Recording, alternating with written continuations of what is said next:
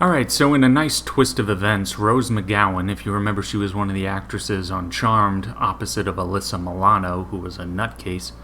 Rose, in a very rare instance for a Hollywood celebrity, has actually seemed to have gotten out of this red and blue team divide.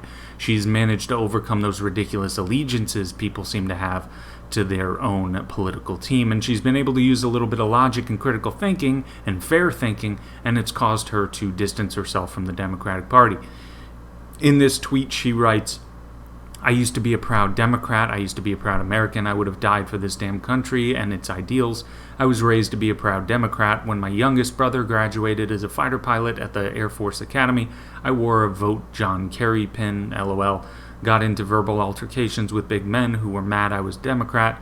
They were twice my size and had to listen to G.W. Bush give the keynote address and John Ashcroft sing his terrible Eagle song. I lost count of GWB saying terrorism at 47 because that's what a cult leader does, and it gets boring, all because I thought democracy meant was I had a right to choose those who lined up with my value system.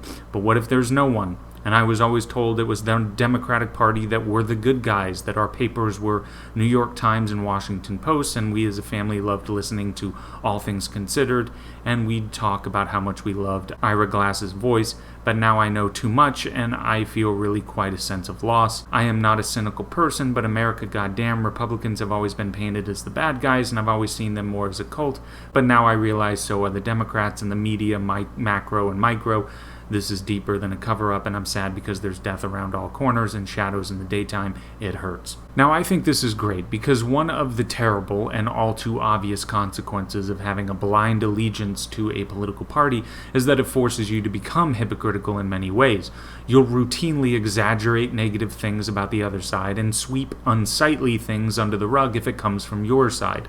All you have to do is just think back to the anti-war protests that occurred because of the Iraq War under George Bush. Just think about those protests and the Democratic politicians railing against that war, and then remember the outcry that occurred while Obama was in office when he was bombing several countries, causing the death of innocent people, many of them children.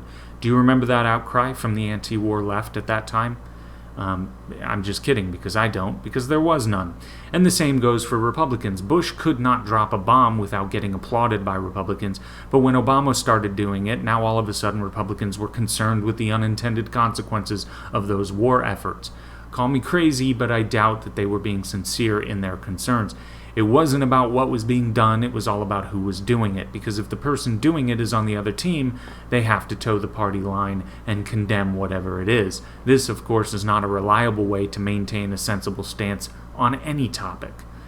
Rose McGowan here has actually done it. She's stepped outside the party line. She's actually calling out the Democratic Party for their blatant hypocrisy. If you want to be taken seriously, you cannot condemn a Republican for allegations being made against them from decades ago, and then when a Democrat has those same allegations made against them, you can't just fall silent.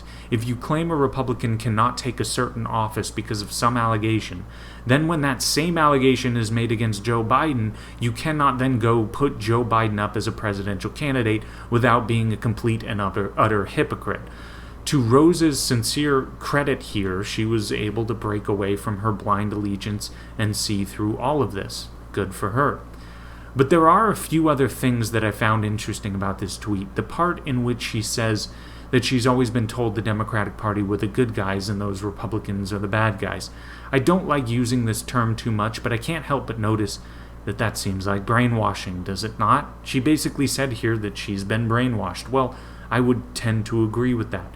If you think your people are the angels and the others are the devils, then that is highly indicative of some brainwashing. And also, if you notice, and I haven't heard anyone else bring this up, maybe I missed it, but there's something even more telling about this tweet, and it's pretty unfortunate.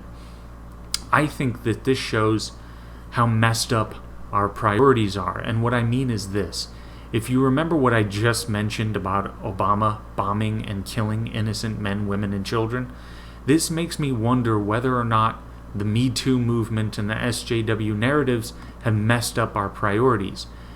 Yes, sexual assault is despicable and should be condemned outright, but why wasn't Obama and Hillary Clinton and the rest of the Democratic Party not condemned by the Democratic base when that was occurring, that being the outright murder of innocent people across the globe. I am glad Rose has made this revelation, but it is also a little bit sad that outright murder won't get someone to budge, but an ignored sexual assault allegation will. I am in no way saying sexual assault in any form is not despicable. It is. But I would regard the wholesale slaughter of innocent people a bit worse. Call me crazy. And I think this shows, as I mentioned, how warped some priorities are out there. Because, yes, killing a bunch of innocent people, I'm silent. But a sexual assault allegation from years past, now that's too upsetting. I'm glad that a sexual assault allegation from the past has made you budge in terms of what you find acceptable, but I also would have been hoping for people to budge after, their preferred leaders and their preferred political parties were killing innocent people. But regardless, I'm still glad this awakening has occurred with Rose. Hopefully it happens to more people, and in the meantime, let's try and guide people into reading some Henry Hazlitt and Ludwig von Mises so we can convince them to join us. Or send them here to my channel. I wouldn't complain. But anyway, that's it for now. Like, subscribe, don't have blind allegiances to any political party, and take it easy.